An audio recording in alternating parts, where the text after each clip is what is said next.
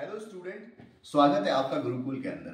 अभी बहुत सारे स्टूडेंट हैं जिनका एक ही क्वेश्चन आ रहा है कि सर हमें बोथ ग्रुप की तैयारी करनी चाहिए या फिर सिंगल ग्रुप की तैयारी करनी चाहिए। बेटा, अगर आपको बोथ ग्रुप देना है या फिर सिंगल ग्रुप देना है तो सबसे पहले हमको इस बात को एनालाइज करना पड़ेगा कि सर क्या बोथ ग्रुप के बेनिफिट्स रहने वाले हैं। अगर आप बोथ ग्रुप्स को देते हो, इन दैट पर्टिकुलर केस आपको जो बेनिफिट मिलने वाला है उसमें पहला बेनिफिट रहेगा वो सेटअप का रहेगा। जैसा कि आप सब जानते हैं कि इंस्टीट्यूट आपको सेटअप का बेनिफिट देता है। अगर पर्टिकुलर ग्रुप के अंदर आपके मार्क्स कम आते हैं और किसी ग्रुप के अंदर आप हाई स्कोर करते हो, इन दैट पर्टिकुलर केस आपको सेटअप का बेनिफिट दे दिया जाएगा। दूसरा जो बेनिफिट रहता है वो ये रहता है कि जो भी बंदा या बंदी बोथ ग्रुप देते हैं और उसकी रैंक के लिए वो अपने आप को प्रिपेयर करते हैं, तब ऑल ओवर इंडिया रैंक के लिए भी आप तैयारी कर सकते हो और वह रैंक केवल तभी मिल सकती है आपको जब आप बोथ ग्रुप दे रहे हो। और तीसरा बेनिफिट होता है सर आर्टिकलशिप का। जैसा कि आपको पता है कि न्यू सिलेबस के अंदर जो आपकी आर्टिकलशिप है वो दोनों ग्रुप इंटर के पास करने के बाद ही चालू हो पाएगी। पहले क्या होता था ना कि अगर आपने सिंगल ग्रुप भी पास कर लिया इंटर का, then you go for articleship,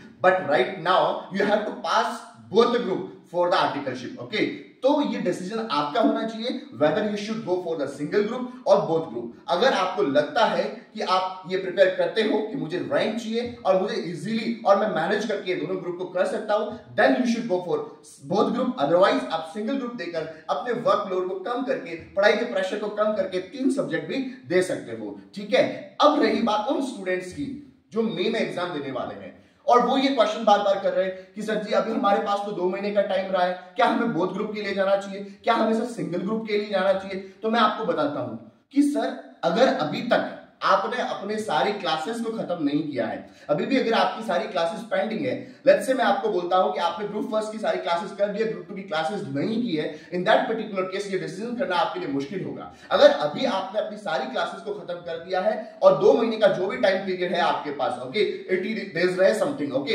इनमें आप अपना रिविजन कर सकते हो, उन क्लासों को जो आपने पढ़ा है उनका रिवाइज करके अपने आप को प्रिपेयर कर सकते हो मई एग्जाम के लिए। तो आपको ये सोचना पड़ेगा कि आपके पास टाइम कितना है और उस टाइम के अकॉर्डिंग आपको डिसाइड करना पड़ेगा कि आपको बोथ ग्रुप जाना है या फिर सिंगल ग्रुप जाना है। डन। तो सारा खेल रहता बेटा वो टाइम का रहता है, कितना टाइम आपके पास है, क्योंकि पर्टिकुलर हर सब्जेक्ट को उतना ही क्वालिटी का टाइम आपको देना पड़ेगा ताकि उस सब्जेक्ट के अंदर आप अच्छा स्कोर कर पाओ। डन। तो इतना ही कहूंगा और भी आपके कोई भी क्वेश्चंस हो, कोई भी डाउट हो कि सर हमें क्या करना चाहिए, कैसे करना चाहिए, तो आप हमें बता सकते हो। हम आपके लिए हमेशा तत्पर रहेंगे, तैयार रहेंगे, क्योंकि हम जब पढ़ते रहेंगे, जब जानते रहेंगे, जब सीखते रहेंगे, तभी आगे हम जीवन में बढ़ते रहेंगे। तो आगे बढ़ना है तो जानना सीखना बंद नहीं करना चाहिए। Thank you.